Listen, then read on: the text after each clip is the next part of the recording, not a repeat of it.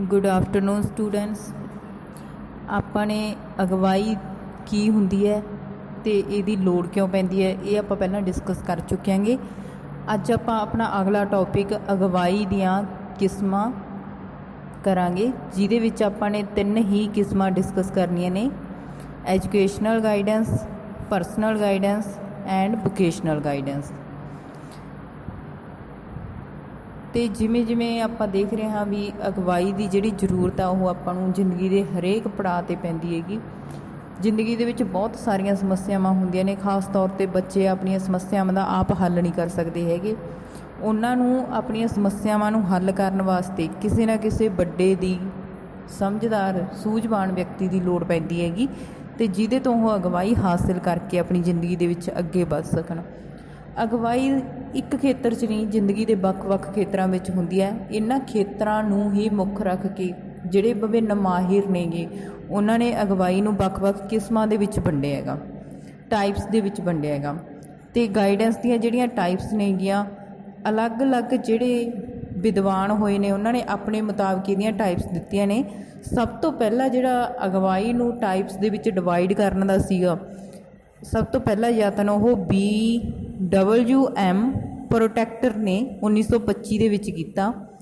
ਉਹਨੇ ਆਪਣੀ ਕਿਤਾਬ ਦੇ ਵਿੱਚ 6 ਕਿਸਮਾਂ ਨੂੰ ਦੱਸਿਆ ਵੀ ਅਗਵਾਈ ਦੀਆਂ 6 ਕਿਸਮਾਂ ਨੇਗੀਆਂ। ਉਹਨੇ ਪਹਿਲੀ ਕਿਸਮ ਦੱਸੀ ਵਿੱਦਿਅਕ ਅਗਵਾਈ, ਦੂਸਰੀ ਕਤਈ ਅਗਵਾਈ, ਤੀਸਰੀ ਸਮਾਜਿਕ ਅਤੇ ਨਾਗਰਿਕ ਕਿਰਿਆਵਾਂ ਵਿੱਚ ਅਗਵਾਈ, ਚੌਥੀ ਸੀ ਸਿਹਤ ਅਤੇ ਸਰੀਰਕ ਕਿਰਿਆਵਾਂ ਵਿੱਚ ਅਗਵਾਈ, ਪੰਜਵੀਂ ਸੀ ਵਿਹਲੇ ਸਮੇਂ ਦੀ ਸੁਯੋਗ ਵਰਤੋਂ ਵਿੱਚ ਅਗਵਾਈ, ਛੇਵੀਂ ਸੀ ਚਰਿੱਤਰ ਨਿਰਮਾਣ ਵਿੱਚ ਅਗਵਾਈ। ਇਸੇ ਤਰ੍ਹਾਂ ਜਿਹੜਾ ਬਰੀਵਰ ਸੀ, ਬਰੀਵਰ ਨੇ ਵੀ ਅਗਵਾਈ ਦਾ ਕਲਾਸੀਫਿਕੇਸ਼ਨ ਜਾਂ ਟਾਈਪਸ ਦਿੱਤੀਆਂ।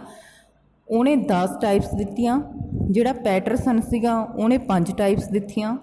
AJ ਜੋਨਜ਼, ਗਾਈਡੈਂਸ ਦੇ ਵਿੱਚ ਇੱਕ ਬਹੁਤ ਸੁਣਿਆ ਹੋਇਆ ਨਾਮ ਹੈ AJ ਜੋਨਜ਼, ਉਹਨੇ 1930 ਦੇ ਵਿੱਚ ਆਪਣੀ ਇੱਕ ਕਿਤਾਬ ਛਪਵਾਈ ਜਿਹਦੇ ਵਿੱਚ ਉਹਨੇ 6 ਕਿਸਮਾਂ ਦਿੱਤੀਆਂ ਅਗਵਾਈ ਦੀਆਂ। ਅਤੇ ਮਾਇਰ ਸੀਗਾ ਇੱਕ ਵਿਦਵਾਨ ਜਾਂ ਮਾਹਿਰ ਲਾ ਲਓ, ਮਾਇਰ ਸੀ, ਉਹਨੇ ਕਿਹਾ ਵੀ ਵੱਧ ਨਾ ਸਹੀ ਘੱਟ ਤੋਂ ਘੱਟ ਸਾਡੇ ਕੋਲ ਅਗਵਾਈ ਦੀਆਂ 17 ਕਿਸਮਾਂ ਨੇਗੀਆਂ। ਅਤੇ ਜਿਹੜੀਆਂ 17 ਕਿਸਮਾਂ ਸੀਗੀਆਂ ਉਹਨਾਂ ਵਿੱਚੋਂ ਆਪਾਂ ਨੇ ਆਪਣੇ ਸਿਲੇਬਸ ਦੇ ਵਿੱਚ ਸਿਰਫ 3 ਹੀ ਕਿਸਮਾਂ ਜਿਹੜੀਆਂ ਨੇ ਉਹ ਡਿਸਕਸ ਕਰਨੀਆਂ ਨੇ: ਵਿੱਦਿਅਕ ਅਗਵਾਈ, ਕਤਾਈ ਅਗਵਾਈ, ਨਿੱਜੀ ਅਗਵਾਈ, vocational guidance, educational guidance and personal guidance.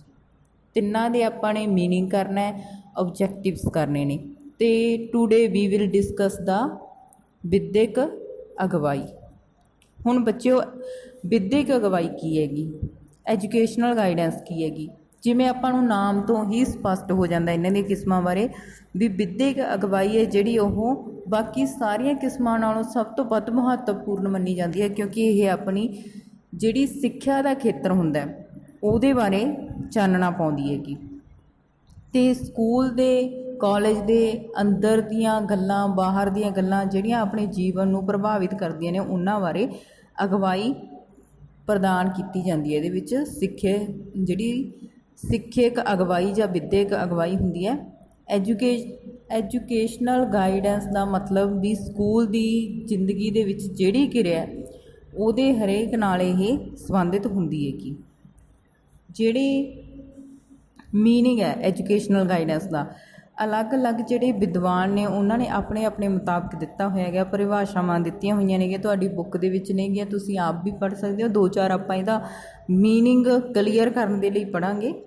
ਜਿਵੇਂ A. ਟ੍ਰੈਕਸਲਰ ਅਨੁਸਾਰ ਵਿੱਦਿਅਕ ਅਗਵਾਈ ਸਕੂਲੀ ਜ਼ਿੰਦਗੀ ਦੇ ਹਰ ਪੱਖ ਨਾਲ ਸੰਬੰਧਿਤ ਹੁੰਦੀ ਹੈ, ਜਿਵੇਂ ਪਾਠਕ੍ਰਮ, ਪੜ੍ਹਾਉਣ ਦੇ ਢੰਗ, ਹਦਾਇਤਾਂ ਦਾ ਨਿਰੀਖਣ, ਅਨੁਸ਼ਾਸਨੀ ਪ੍ਰਕਿਰਿਆਵਾਂ, ਹਾਜ਼ਰੀ, ਵਾਧੂ ਅਤੇ ਪਾਠ ਸਹਾਇਕ ਕਿਰਿਆਵਾਂ ਦੀ ਸਮਾਂਬੱਧਤਾ ਅਤੇ ਸਮੱਸਿਆਵਾਂ, ਸਿਹਤ ਅਤੇ ਸਰੀਰਕ ਤੰਦਰੁਸਤੀ ਦੇ ਪ੍ਰੋਗਰਾਮ ਅਤੇ ਘਰ ਅਤੇ ਸਮੁਦਾਇ ਦੀਆਂ ਕਿਰਿਆਵਾਂ ਇਸ ਵਿੱਚ ਸ਼ਾਮਿਲ ਹੁੰਦੀਆਂ ਹਨ। ਦੇਖੋ ਹੁਣ ਜਿਵੇਂ ਟ੍ਰੈਕਸਲਰ ਨੇ ਜਿਹੜੀ ਗੱਲ ਕਹੀ ਹੈਗੀ ਉਹਦੇ ਵਿੱਚ ਸਾਰੀਆਂ ਹੀ ਗੱਲਾਂ ਜਿਹੜੀਆਂ ਆਪਣੇ ਸਕੂਲ ਦੇ ਵਿੱਚ ਆਪਣੀ ਪੜ੍ਹਾਈ ਨਾਲ ਰਿਲੇਟਡ ਹੁੰਦੀਆਂ ਨੇ ਉਹ ਸਾਰੀਆਂ ਚੀਜ਼ਾਂ ਇਹਦੇ ਵਿੱਚ ਆ ਜਾਂਦੀਆਂ ਨੇ। ਇਸ ਡੈਫੀਨੇਸ਼ਨ ਦੇ ਵਿੱਚ ਵੀ ਵਿੱਦਿਅਕ ਅਗਵਾਈ ਹੁੰਦੀ ਕੀ ਹੈ। ਇਸ ਤੋਂ ਬਾਅਦ ਦਿੱਤੀ ਹੈ C.V. ਗੁੱਡ ਦੇ ਅਨੁਸਾਰ। C.V. ਗੁੱਡ ਕਹਿੰਦਾ ਹੈ ਵੀ ਅਗਵਾਈ ਨੂੰ ਸਧਾਰਨ ਅਤੇ ਸਰਲ ਸ਼ਬਦਾਂ ਵਿੱਚ ਪ੍ਰਗਟਾਇਆ ਹੈ। ਉਸ ਅਨੁਸਾਰ ਵਿਦਿਅਕ ਅਗਵਾਈ ਸਿਧਾਂਤਕ ਤੌਰ 'ਤੇ ਸਕੂਲ ਨਾਲ ਸੰਬੰਧਿਤ ਕੰਮਾਂ, ਕੋਰਸਾਂ, ਪਾਠਕ੍ਰਮ ਅਤੇ ਸਕੂਲੀ ਜ਼ਿੰਦਗੀ ਨਾਲ ਸੰਬੰਧਿਤ ਹੁੰਦੀ ਹੈ, ਨਾ ਕਿ ਕਿੱਤਈ, ਸਮਾਜਿਕ ਅਤੇ ਨਿੱਜੀ ਕਾਰਕਾਂ ਨਾਲ। AJ ਜੋਨਜ਼ ਅਨੁਸਾਰ ਵਿਦਿਅਕ ਅਗਵਾਈ ਦਾ ਸੰਬੰਧ ਉਸ ਸਹਾਇਤਾ ਨਾਲ ਹੈ ਜਿਹੜੀ ਕਿ ਸਕੂਲ ਪਾਠਕ੍ਰਮ ਅਤੇ ਸਕੂਲੀ ਜ਼ਿੰਦਗੀ ਦੀ ਚੋਣ ਕਰਨ ਅਤੇ ਉਸ ਵਿੱਚ ਸਮਾਯੋਜਨ ਕਰਨ ਵਿੱਚ ਸਹਾਇਤਾ ਪ੍ਰਦਾਨ ਕਰਦੀ ਹੈ। Educational guidance is concerned with assistance given to pupils in their choice and adjustment with relation to school curriculum and school life। ਇਹ ਤੋਂ ਬਿਨਾਂ ਬੱਚੇ ਹਾਰਮਨ, ਐਰਿਕਸਨ ਅਤੇ ਮਿਲਰ ਦੀਆਂ ਵੀ ਪਰਿਭਾਸ਼ਾਵਾਂ ਨੇ ਤੁਹਾਡੀ ਬੁੱਕ ਦੇ ਵਿੱਚ, ਤੁਸੀਂ ਖੁਦ ਵੀ ਇਹਨਾਂ ਨੂੰ ਪੜ੍ਹ ਕੇ ਇਹਦਾ ਜਿਹੜਾ ਮੀਨਿੰਗ ਹੈ ਉਹ ਕਲੀਅਰ ਕਰ ਸਕਦੇ ਹੋ। ਠੀਕ ਹੈ, ਇਹ ਤੋਂ ਆਪਾਂ ਨੂੰ ਪਤਾ ਚੱਲਦਾ ਹੈ ਜਿੰਨੀਆਂ ਵੀ ਡੈਫੀਨੇਸ਼ਨ ਆਪਾਂ ਨੇ ਕੀਤੀਆਂ ਨੇ ਵੀ ਸਕੂਲੀ ਸਿੱਖਿਆ ਨਾਲ ਸੰਬੰਧਿਤ ਜਿਹੜੀ ਗਾਈਡੈਂਸ ਦਿੱਤੀ ਜਾਂਦੀ ਹੈਗੀ, ਚਾਹੇ ਉਹ ਪਾਠਕ੍ਰਮ ਨਾਲ ਸੰਬੰਧਿਤ ਹੋਵੇ, ਚਾਹੇ ਉਹ ਤੁਹਾਡੇ ਸਬਜੈਕਟ ਚੂਜ਼ ਕਰਨ ਦੀ ਹੋਵੇ, ਚਾਹੇ ਉਹ ਸਕੂਲ ਦੇ ਵਿੱਚ ਐਡਜਸਟਮੈਂਟ ਕਰਨ ਲਈ ਹੋਵੇ, ਉਹਨੂੰ ਆਪਾਂ ਐਜੂਕੇਸ਼ਨਲ ਗਾਈਡੈਂਸ ਆਖਦੇ ਹਾਂ।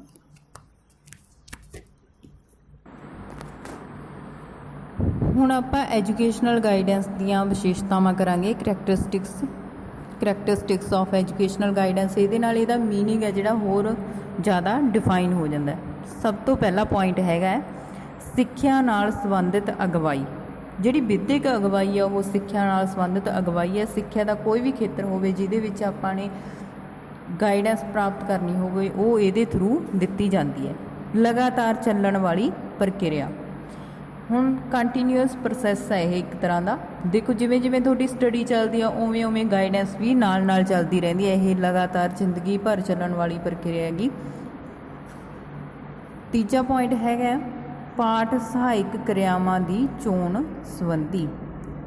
ਹੁਣ ਤੁਸੀਂ ਆਪਣੇ ਸਿਲੇਬਸ ਦੀਆਂ ਕਿਤਾਬਾਂ ਤਾਂ ਪੜ੍ਹਦੇ ਹੀ ਹੋ, ਨਾਲ ਨਾਲ ਤੁਸੀਂ ਨੇ ਕੋ ਕਰਿਕੂਲਰ ਐਕਟੀਵਿਟੀ ਵੀ ਕਰਨੀਆਂ ਹੁੰਦੀਆਂ ਨੇ।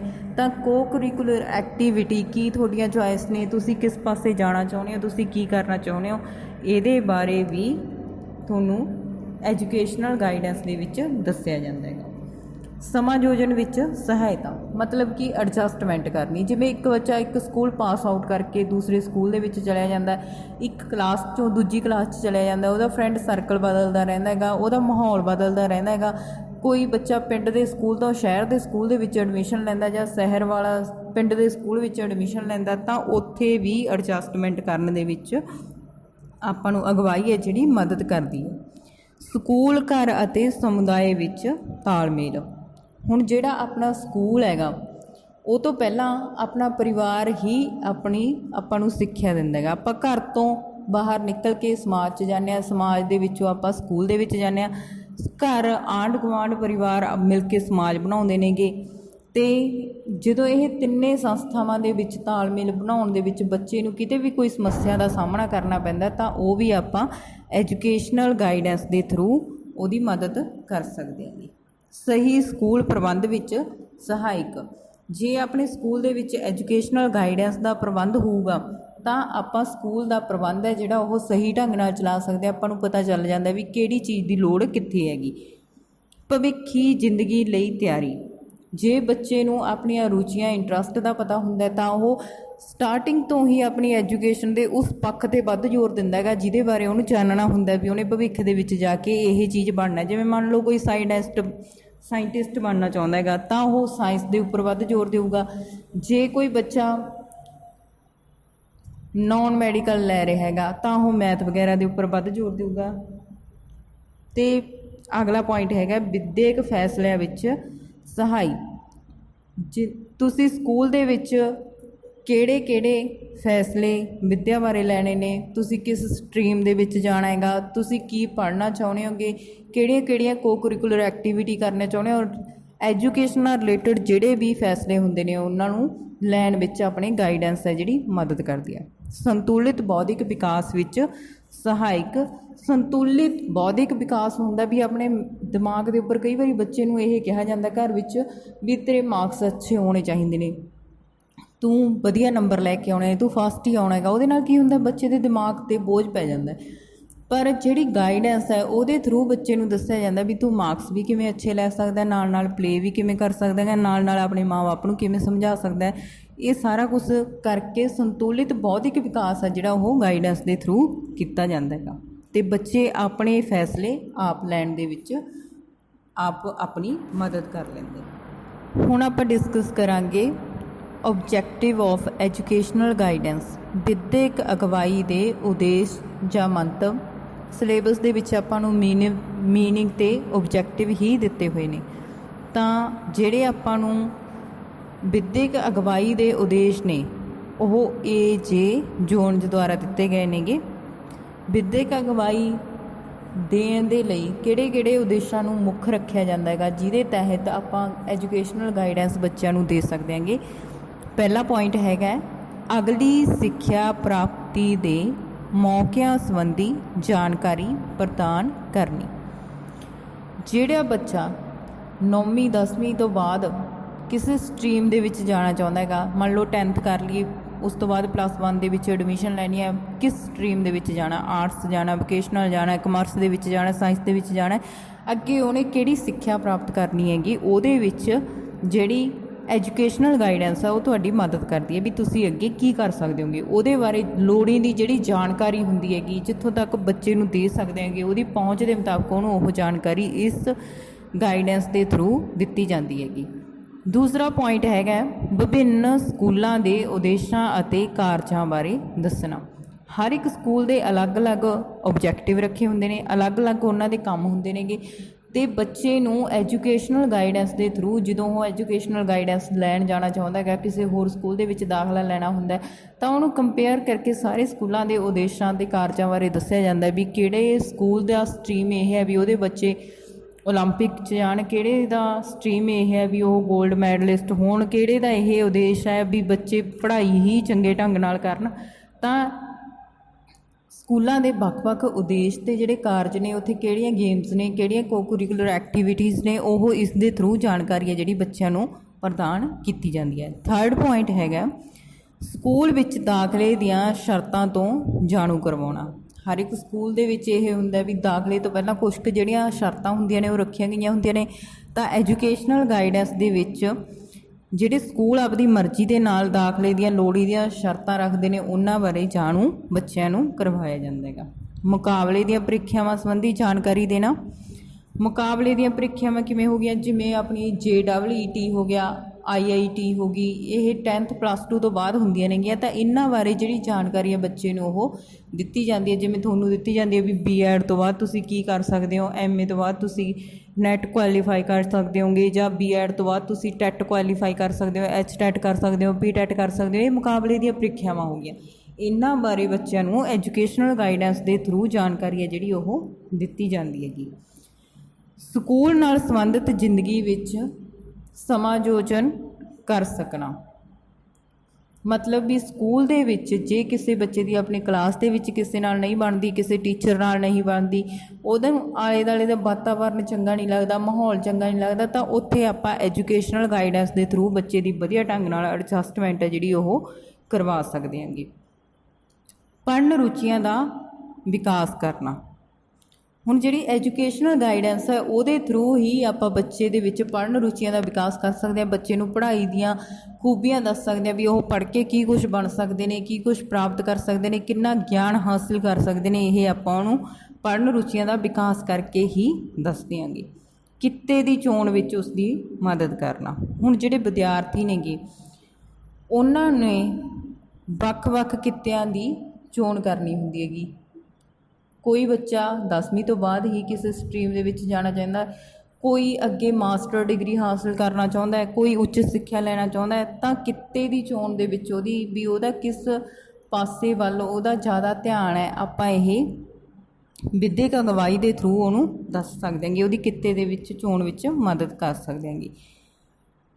ਬੱਚੇ ਨੂੰ ਆਪਣੀਆਂ ਰੁਚੀਆਂ, ਝੁਕਾਵਾਂ ਅਤੇ ਪਸੰਦਾਂ ਬਾਰੇ ਜਾਣਨ ਵਿੱਚ ਸਹਾਇਤਾ ਪ੍ਰਦਾਨ ਕਰਨਾ। ਹੁਣ ਬੱਚਾ ਜਿਹੜਾ ਉਹਨੂੰ ਪਤਾ ਹੀ ਨਹੀਂ ਹੁੰਦਾ ਵੀ ਉਹਦੀ ਰੁਚੀ ਕੀ ਹੈ। ਕਈ ਬੱਚਿਆਂ ਨੂੰ ਇਹ ਪਤਾ ਨਹੀਂ ਉਹਦਾ ਝੁਕਾਅ ਕਿਸ ਪਾਸੇ ਵੱਲ ਹੈਗਾ। ਕਈ ਬਣਨੇ ਆਰਟਿਸਟ ਚਾਹੁੰਦੇ ਹੁੰਦੇ ਨੇਗੇ ਪਰ ਉਹਨਾਂ ਦੇ ਘਰ ਦੇ ਉਹਨੂੰ ਨੌਨ ਮੈਡੀਕਲ ਕਰਾਈ ਜਾਂਦੇ ਹੁੰਦੇ ਨੇਗੇ। ਤਾਂ ਬੱਚਿਆਂ ਨੂੰ ਉਹਨਾਂ ਦੀਆਂ ਰੁਚੀਆਂ, ਝੁਕਾਵਾਂ ਅਤੇ ਪਸੰਦਾਂ ਬਾਰੇ ਜਾਣਕਾਰੀ ਦੇਣ ਦੇ ਵਿੱਚ ਜਿਹੜੀ ਐਜੂਕੇਸ਼ਨਲ ਗਾਈਡੈਂਸ ਆ ਉਹ ਮਦਦ ਕਰਦੀ ਹੈਗੀ। ਬੱਚੇ ਨੂੰ ਆਪਣੇ ਆਪ ਨੂੰ ਸਮਝਣ ਦੇ ਵਿੱਚ ਮਦਦ ਕਰਦੀ ਹੈ। ਇਹ ਸੀਗੇ ਏਜੇ ਜੋਨਜ਼ ਦੇ ਵਿੱਦਿਅਕ ਅਗਵਾਈ ਤਹਿਤ ਜਿਹੜੇ ਉਦੇਸ਼ ਰੱਖੇ ਗਏ ਸੀਗੇ। ਹੁਣ ਹੈਗੇ ਨੇ ਕਰੋ ਐਂਡ ਕਰੋ, ਇਹ ਵਿਦਵਾਨ ਨੇਗੇ, ਵਿਦਵਾਨਾਂ ਦੇ ਨਾਮ ਨੇਗੇ। ਹੁਣ ਕਰੋ ਐਂਡ ਕਰੋ ਦੇ ਅਨੁਸਾਰ ਜਿਹੜੇ ਉਦੇਸ਼ ਨੇਗੇ ਉਹ ਕੀ ਨੇ? ਲਗਭਗ ਮਿਲਦੇ ਜੁਲਦੇ ਉਦੇਸ਼ ਨੇ। ਜੇ ਤੁਸੀਂ ਨਾਮ ਯਾਦ ਨਹੀਂ ਵੀ ਰੱਖ ਸਕਦੇ ਤਾਂ ਤੁਸੀਂ ਪੁਆਇੰਟ ਵਾਈਜ਼ ਦੇ ਕੇ ਨੰਬਰ 1 2 3 ਦੇ ਕੇ ਵੀ ਇਹ ਕਰ ਸਕਦੇ ਹੋ, ਦੋਨਾਂ ਦੇ ਇਕੱਠੇ ਵੀ ਲਿਖ ਸਕਦੇ ਹੋਗੇ। ਜੇ ਮੈਂਸ਼ਨ ਕੀਤਾ ਹੋਵੇ ਪੇਪਰ ਦੇ ਵਿੱਚ ਵੀ ਤੁਸੀਂ ਏਜੇ ਜੋਨਜ਼ ਦੇ ਲਿਖੋ ਜਾਂ ਕਰੋ ਐਂਡ ਕਰੋ ਦੇ ਲਿਖੋ, ਤਾਂ ਤੁਸੀਂ ਦੋਨਾਂ ਦਾ ਨਾਮ ਮੈਂਸ਼ਨ ਕਰਕੇ ਲਿਖ ਸਕਦੇ ਹੋਗੇ। ਨਹੀਂ ਤਾਂ ਤੁਸੀਂ ਇਹਨਾਂ ਦਾ ਦੋਨਾਂ ਦਾ ਕੰਬਾਈਨ ਇੱਕ ਇਕੱਠੇ ਹੈਡਿੰਗ ਦੇ ਕੇ ਇਕੱਠੇ ਹੀ ਲਿਖ ਸਕਦੇ ਹੋਗੇ ਜੇ ਕਿਸੇ ਦਾ ਨਾਮ ਮੈਂਸ਼ਨ ਨਾ ਕੀਤਾ ਹੋਵੇ। ਹੁਣ ਹੈਗੇ ਨੇ ਕਰੋ ਐਂਡ ਕਰੋ ਦੇ। ਕਰੋ ਐਂਡ ਕਰੋ ਦੇ ਮੁਤਾਬਕ ਪਹਿਲਾ ਪੁਆਇੰਟ ਹੈਗਾ ਰੁਚੀਆਂ ਮੁਤਾਬਕ ਪਾਠਕ੍ਰਮ ਦੀ ਚੋਣ ਕਰਨਾ। ਹੁਣ ਬੱਚੇ ਨੂੰ ਇਹ ਦੱਸਣਾ ਵੀ ਤੇਰੀ ਰੁਚੀ ਕਿਸ ਚੀਜ਼ ਦੇ ਵਿੱਚ ਹੈ, ਉਹਦੇ ਮੁਤਾਬਕ ਉਹਦੀ ਪਾਠਕ੍ਰਮ ਦੀ ਉਹੇ ਜਿਹੇ ਉਹਨੂੰ ਸਬਜੈਕਟ ਦਿਵਾਉਣੇ, ਉਹੇ ਜਿਹੇ ਪਾਸੇ ਉਹਨੂੰ ਲੈ ਕੇ ਜਾਣਾ। ਜਿਵੇਂ ਜੇ ਕਿਸੇ ਬੱਚੇ ਦਾ ਮੈਥ ਦੇ ਵਿੱਚ ਇੰਟਰਸਟ ਵੱਧ ਹੈ ਤਾਂ ਬੱਚੇ ਨੂੰ ਆਪਾਂ ਨੌਨ ਮੈਡੀਕਲ ਦਵਾ ਦਿੰਦੇ ਹਾਂ। ਜੇ ਸਾਇੰਸ ਵਾਲੇ ਸਬਜੈਕਟ ਦੇ ਵਿੱਚ ਇੰਟਰਸਟ ਜ਼ਿਆਦਾ ਤਾਂ ਆਪਾਂ ਉਹਨੂੰ ਸਾਇੰਸ ਦਵਾ ਦਿੰਦੇ ਹੈਗੇ, ਮੈਡੀਕਲ ਦਵਾ ਦਿੰਦੇ ਹੈਗੇ। ਅਤੇ ਜੇ ਬੱਚੇ ਦਾ ਕਿਸੇ ਹੋਰ ਸਟਰੀਮ ਦੇ ਵਿੱਚ ਜਾਣ ਦਾ ਸ਼ੌਂਕ ਹੁੰਦਾ ਤਾਂ ਆਪਾਂ ਉਹਨੂੰ ਆਰਟਸ ਦਵਾ ਦਿੰਦੇ ਹਾਂ। ਜੇ ਉਹ ਵੋਕੇਸ਼ਨਲ ਸਬਜੈਕਟ ਦੇ ਵਿੱਚ ਉਹਦਾ ਇੰਟਰਸਟ ਹੈ ਤਾਂ ਆਪਾਂ ਉਹਦੀ ਰੁਚੀ ਦੇ ਮੁਤਾਬਕ ਬੱਚੇ ਨੂੰ ਆਪਾਂ ਵੋਕੇਸ਼ਨਲ ਸਬਜੈਕਟ ਦਵਾ ਦਿੰਦੇ ਹਾਂ। ਅਗਲਾ ਪੁਆਇੰਟ ਹੈਗਾ ਕੰਮ ਕਰਨ ਅਤੇ ਪੜ੍ਹਨ ਦੀਆਂ ਆਦਤਾਂ ਦਾ ਵਿਕਾਸ ਕਰਨਾ। ਹੁਣ ਕਰੋ ਐਂਡ ਕਰੋ ਹੈ ਜਿਹੜਾ ਉਹ ਕਹਿੰਦਾ ਵੀ ਬੱਚੇ ਦੇ ਵਿੱਚ ਆਪਾਂ ਕੰਮ ਕਰਨ ਅਤੇ ਪੜ੍ਹਨ ਦੀਆਂ ਆਦਤਾਂ ਦਾ ਵਿਕਾਸ ਐਜੂਕੇਸ਼ਨਲ ਗਾਈਡੈਂਸ ਦੇ ਥਰੂ ਹੀ ਕਰ ਸਕਦੇ ਹਾਂ, ਤਾਂ ਕਿ ਉਹ ਪੜ੍ਹਾਈ ਦੇ ਵਿੱਚ ਜਿਹੋ ਜਿਹੀ ਸਫਲਤਾ ਪ੍ਰਾਪਤ ਕਰਨੀ ਚਾਹੁੰਦਾ ਉਹ ਸਫਲਤਾ ਉਹਨੂੰ ਪ੍ਰਾਪਤ ਹੋ ਜੇ। ਤੀਸਰਾ ਪੁਆਇੰਟ ਹੈਗਾ ਵਿਦਿਆਰਥੀ ਦੀ ਵਿਸ਼ੇਸ਼ ਰੁਚੀ ਅਤੇ ਯੋਗਤਾ ਤੋਂ ਬਾਹਰ ਸਿੱਖਣ ਖੇਤਰ ਦੇ ਤਜਰਬੇ ਹਾਸਿਲ ਕਰਨੇ। ਇਹ ਤਜਰਬੇ ਕਿਵੇਂ ਹਾਸਿਲ ਕਰ ਸਕਦੇ ਆਪਾਂ? ਵਿਦਿਆਰਥੀ ਦੀ ਜਿਹੜੀ ਇੱਕ ਤਾਂ ਸਪੈਸੀਫਿਕ ਰੁਚੀ ਹੁੰਦੀ ਹੈਗੀ, ਜਿਵੇਂ ਕਿਸੇ ਬੱਚੇ ਨੂੰ ਪੇਂਟਿੰਗ ਕਰਨ ਦਾ ਸ਼ੌਂਕ ਹੈ, ਉਹ ਤਾਂ ਉਹ ਕਰਦਾ ਹੀ ਹੈ, ਉਹਦੀ ਯੋਗਤਾ ਹੈਗੀ। ਪਰ ਉਹ ਤੋਂ ਬਾਹਰ ਨਿਕਲ ਕੇ ਹੋ ਸਕਦਾ ਉਹ ਦੌੜਾਂ ਦੇ ਵਿੱਚ ਬਹੁਤ ਵਧੀਆ ਹੋਵੇ, ਹੋ ਸਕਦਾ ਉਹ ਸਿੰਗਿੰਗ ਦੇ ਵਿੱਚ ਵੀ ਬਹੁਤ ਵਧੀਆ ਹੋਵੇ, ਪਰ ਉਹਨੇ ਕਦੇ ਟਰਾਈ ਨਹੀਂ ਕੀਤਾ ਹੋਵੇ। ਤਾਂ ਜਿਹੜੀ ਉਹਦੀ ਵਿਸ਼ੇਸ਼ ਯੋਗਤਾ ਹੈਗੀ ਉਹ ਤੋਂ ਬਾਹਰ ਨਿਕਲ ਕੇ ਉਹਨੂੰ ਤਜਰਬੇ ਹਾਸਿਲ ਕਰਨ ਦਾ ਮੌਕਾ ਜਿਹੜਾ ਆਪਾਂ ਉਹ ਐਜੂਕੇਸ਼ਨਲ ਗਾਈਡੈਂਸ ਦੇ ਥਰੂ ਦਿੰਦੇ ਹਾਂ। ਸਕੂਲ ਦੇ ਉਦੇਸ਼ਾਂ ਅਤੇ ਕੰਮਾਂ ਨੂੰ ਸਮਝਣਾ, ਇਹ ਆਪਾਂ ਪਹਿਲਾਂ ਵੀ ਏਜੇ ਜੋਨਜ਼ ਦੇ ਵਿਚਾਰਾਂ ਦੇ ਵਿੱਚ ਕਰਕੇ ਆਏ ਹਾਂ ਵੀ ਸਕੂਲ ਦੇ ਜਿਹੜੇ ਕੰਮ ਅਤੇ ਉਦੇਸ਼ ਹੁੰਦੇ ਨੇ ਉਹ ਮਿਥੇ ਹੋਏ ਹੁੰਦੇ ਨੇ ਵੀ ਉਹ ਕੀ ਕਰਵਾਉਣਗੇ, ਕਿਸ ਸਟਰੀਮ ਦੇ ਵਿੱਚ ਬੱਚੇ ਨੂੰ ਲੈ ਕੇ ਜਾਣਗੇ, ਕਿੱਧਰ ਉਹਨੂੰ ਪ੍ਰਫੁੱਲਿਤ ਕਰਨਗੇ, ਉਹਦਾ ਵਿਕਾਸ ਕਰਨਗੇ। ਤਾਂ ਉਹਨਾਂ ਕੰਮਾਂ ਬਾਰੇ ਬੱਚੇ ਨੂੰ ਦੱਸਣਾ। ਵਿੱਦਿਅਕ ਪ੍ਰੋਗਰਾਮ ਦੀ ਯੋਜਨਾਬੰਦੀ, ਬੱਚੇ ਨੂੰ ਵਿੱਦਿਅਕ ਪ੍ਰੋਗਰਾਮ ਦੀ ਯੋਜਨਾਬੰਦੀ ਬਾਰੇ ਵੀ ਜਾਣੂ ਕਰਵਾਇਆ ਜਾਂਦਾ ਹੈਗਾ ਐਜੂਕੇਸ਼ਨਲ ਗਾਈਡੈਂਸ ਦੇ ਥਰੂ ਵੀ ਕਦੋਂ ਤੁਹਾਨੂੰ ਕਿਸ ਵਿਸ਼ੇ ਦੇ ਉੱਪਰ ਐਜੂਕੇਸ਼ਨਲ ਗਾਈਡੈਂਸ ਦਿੱਤੀ ਜਾਊਗੀ। ਸਕੂਲ ਜਾਂ ਕਾਲਜ ਦੇ ਉਹਨਾਂ ਕੰਮਾਂ ਅਤੇ ਉਦੇਸ਼ਾਂ ਬਾਰੇ ਦੱਸਣਾ ਜਿਨ੍ਹਾਂ ਨੂੰ ਬਾਅਦ ਵਿੱਚ ਬੱਚੇ ਦੀ ਅਪਣਾਉਣ ਦੀ ਇੱਛਾ ਹੈ। ਮਤਲਬ ਬੱਚੇ ਨੂੰ ਉਹਨਾਂ ਸਕੂਲ ਦੇ ਵਿੱਚ ਉਹਨਾਂ ਕੰਮਾਂ ਬਾਰੇ ਦੱਸਣਾ ਜਿਹਦੇ ਵਿੱਚ ਉਹਦੀ ਰੁਚੀ ਹੈ। ਦੇਖੋ ਹੁਣ ਜਿਹੜਾ ਬੱਚਾ ਕਿਤੇ ਕਿਸੇ ਗੇਮ ਦੇ ਵਿੱਚ ਅੱਛਾ ਹੈ ਤਾਂ ਨੈਚੁਰਲੀ ਵੀ ਉਹ ਉਸੇ ਸਕੂਲ ਦੇ ਵਿੱਚ ਐਡਮਿਸ਼ਨ ਲਊਗਾ ਜਿੱਥੇ ਗੇਮਸ ਵਗੈਰਾ ਕਰਵਾਈਆਂ ਜਾਂਦੀਆਂ ਨੇ, ਜਿਹੜੀ ਗੇਮ ਦੇ ਵਿੱਚ ਉਹ ਆਪਣਾ ਸਟਰੀਮ ਜਿਹੜਾ ਗੋਲ ਹੈ ਹਾਸਿਲ ਕਰਨਾ ਚਾਹੁੰਦਾ ਹੈਗਾ, ਅਤੇ ਉਹ ਉਸੇ ਚੀਜ਼ ਨੂੰ ਅਪਣਾਉਣ ਦੀ ਉਹਦੀ ਇੱਛਾ ਹੈਗੀ। ਤਾਂ ਉਹਦੇ ਬਾਰੇ ਐਜੂਕੇਸ਼ਨਲ ਗਾਈਡੈਂਸ ਦੇ ਥਰੂ ਦੱਸਿਆ ਜਾਊਗਾ ਵੀ ਫਲਾਣੀ ਜਗ੍ਹਾ 'ਤੇ ਫਲਾਣੇ ਸਕੂਲ ਦੇ ਵਿੱਚ ਤੈਨੂੰ ਸਵੀਮਿੰਗ ਦੀ ਟ੍ਰੇਨਿੰਗ ਦਿੱਤੀ ਜਾ ਸਕਦੀ ਹੈ ਜਾਂ ਉੱਥੇ ਸਵੀਮਿੰਗ ਪੂਲ ਹੈਗਾ। ਠੀਕ ਹੈ। ਪਰਖ ਕੋਰਸਾਂ, ਅਗਲਾ ਪੁਆਇੰਟ ਹੈਗਾ ਪਰਖ ਕੋਰਸਾਂ ਜਾਂ ਜਾਂਚ ਕਰਨ ਵਾਲੇ ਕੋਰਸਾਂ ਨੂੰ ਚੁਣਨਾ। ਪਰਖ ਕੋਰਸ ਕਿਹੜੇ ਹੁੰਦੇ ਨੇ? ਜਿਵੇਂ ਕਈ ਵਾਰੀ ਆਪਣਾ ਸਕਾਲਰਸ਼ਿਪ ਲਈ ਕੋਈ ਕੋਰਸ ਹੁੰਦਾ ਹੈਗਾ ਜਾਂ ਫਿਰ ਜਾਂਚ ਕੀਤੀ ਜਾਂਦੀ ਵੀ ਕਿਹੜਾ ਬੱਚਾ ਜ਼ਿਆਦਾ ਅੱਛਾ ਪੜ੍ਹਦਾ ਹੈਗਾ। ਮੋਸਟਲੀ ਸਕਾਲਰਸ਼ਿਪ ਜਾਂ ਫਿਰ ਜਿਵੇਂ ਗਿਆਨ ਖੋਜ ਦੇ ਮੁਕਾਬਲੇ ਕਰਾਏ ਜਾਂਦੇ ਨੇਗੇ, ਇਹੋ ਜਿਹੇ ਜਿਹੜੇ ਅਜ਼ਮਾਇਸ਼ੀ ਜਾਂ ਪਰਖ ਕਰਨ ਵਾਲੇ ਕੋਰਸ ਹੁੰਦੇ ਨੇਗੇ ਉਹਨਾਂ ਬਾਰੇ ਐਜੂਕੇਸ਼ਨਲ ਗਾਈਡੈਂਸ ਦੇ ਥਰੂ ਦੱਸਿਆ ਜਾਂਦਾ ਹੈ। ਜਮਾਤ ਤੋਂ ਬਾਹਰ ਦੀਆਂ ਕਿਰਿਆਵਾਂ ਵਿੱਚ ਭਾਗ ਲੈਣਾ, ਇਹਦੇ ਵਿੱਚ ਉਹੀ ਗੱਲ ਆ ਗਈ, ਕੋ ਕੁਰੀਕੂਲਰ ਐਕਟੀਵਿਟੀ ਦੇ ਵਿੱਚ ਭਾਗ ਲੈਣਾ, ਜਿਵੇਂ ਡਿਬੇਟ ਵਗੈਰਾ ਹੋ ਗਈ, ਜਿਹਦੇ ਨਾਲ ਬੱਚੇ ਦੇ ਵਿੱਚ ਨੇਤਾਗਿਰੀ ਦੇ ਗੁਣ ਪੈਦਾ ਹੁੰਦੇ ਨੇ, ਅੱਗੇ ਚੱਲ ਕੇ ਉਹ ਇੱਕ ਚੰਗਾ ਨਾਗਰਿਕ ਬਣਦਾ ਹੈਗਾ। ਕਾਲਜ ਜਾਂ ਕਿਸੇ ਹੋਰ ਸਕੂਲ ਜਾਂ ਕਿਸੇ ਖਾਸ ਕਿੱਤੇ ਅੰਦਰ ਦੀ ਲਗਾਤਾਰ ਪੜ੍ਹਾਈ ਲਈ ਵਿਦਿਆਰਥੀ ਦਾ ਅੰਦਾਜ਼ਾ ਲਗਾਉਣਾ। ਜਿਵੇਂ ਕਈ ਬੱਚਿਆਂ ਦਾ ਇਹ ਅੰਦਾਜ਼ਾ ਲਗਾਇਆ ਜਾਂਦਾ ਵੀ ਉਹ ਕਿਸ ਖੇਤਰ ਦੇ ਵਿੱਚ ਅੱਗੇ ਵਧੀਆ ਢੰਗ ਨਾਲ ਵੱਧ ਸਕਦੇ ਨੇ, ਕਿਸ ਖੇਤਰ ਦੇ ਵਿੱਚ ਉਹ ਵਧੀਆ ਪਰਫਾਰਮੈਂਸ ਕਰ ਸਕਦੇ ਨੇ, ਇਹ ਸਕੂਲ ਦੇ ਵਿੱਚ ਹੀ ਅੰਦਾਜ਼ਾ ਲਗਾ ਲਿਆ ਜਾਂਦਾ ਐਜੂਕੇਸ਼ਨਲ ਗਾਈਡੈਂਸ ਦੇ ਥਰੂ। ਸਕੂਲ ਵਿੱਚ ਆਪਣੀ ਸਿੱਖਿਆ ਪ੍ਰਾਪਤੀ ਨੂੰ ਜਾਰੀ ਰੱਖਣ ਲਈ ਪ੍ਰੇਰਿਤ ਕਰਨ ਦਾ ਦ੍ਰਿਸ਼ਟੀਕੋਣ ਵਿਕਸਿਤ ਕਰਨਾ। ਜਿਵੇਂ ਕਈ ਬੱਚੇ ਹੁੰਦੇ ਨੇਗੇ ਸਕੂਲ ਦੇ ਵਿੱਚੋਂ ਭੱਜ ਜਾਂਦੇ ਨੇ, ਕਲਾਸ ਵਿਚਕਾਰ ਛੱਡ ਦਿੰਦੇ ਨੇਗੇ ਜਾਂ ਡਰੋਪ ਆਊਟ ਹੋ ਜਾਂਦੇ ਨੇਗੇ, ਤਾਂ ਇਹੋ ਜਿਹੇ ਬੱਚਿਆਂ ਨੂੰ ਮੋਟੀਵੇਟ ਕਰਕੇ ਐਜੂਕੇਸ਼ਨਲ ਗਾਈਡੈਂਸ ਦੇ ਥਰੂ ਸਕੂਲ ਦੇ ਵਿੱਚ ਹੀ ਰੱਖਿਆ ਜਾਂਦਾ ਹੈ। ਅਤੇ ਲਾਸਟ 'ਤੇ ਹੈਗਾ ਆਪਣਾ ਲਾਸਟ ਪੁਆਇੰਟ ਹੈ ਜਿਹੜਾ ਵਿੱਦਿਅਕ ਅਗਵਾਈ ਦੇ ਉਦੇਸ਼ਾਂ ਦੇ ਵਿੱਚ ਕਰੋ ਦੇ ਅਨੁਸਾਰ, ਉਹ ਹੈਗਾ ਐਡਜਸਟਮੈਂਟ, ਸਮਾਯੋਜਨ ਜਾਂ ਤਾਲਮੇਲ। ਜਿਹੜਾ ਸਕੂਲ ਦਾ ਮਾਹੌਲ ਹੁੰਦਾ ਹੈ, ਸਕੂਲ ਦਾ ਵਾਤਾਵਰਨ ਹੁੰਦਾ, ਉਹਦੇ ਵਿੱਚ ਬੱਚੇ ਨੂੰ ਐਡਜਸਟਮੈਂਟ ਕਰਨੀ ਸਿਖਾਈ ਜਾਂਦੀ ਹੈ ਵੀ ਬੱਚਾ ਵਧੀਆ ਢੰਗ ਨਾਲ ਕਿਸ ਤਰੀਕੇ ਨਾਲ ਆਪਣੇ ਹਮ ਉਮਰ ਨਾਲ ਸਾਥੀਆਂ ਨਾਲ, ਜਮਾਤੀਆਂ ਨਾਲ ਜਾਂ ਫਿਰ ਆਪਣੇ ਟੀਚਰਸ ਨਾਲ ਕਿਵੇਂ ਵਧੀਆ ਢੰਗ ਨਾਲ ਐਡਜਸਟਮੈਂਟ ਕਰ ਸਕਦਾ ਹੈ।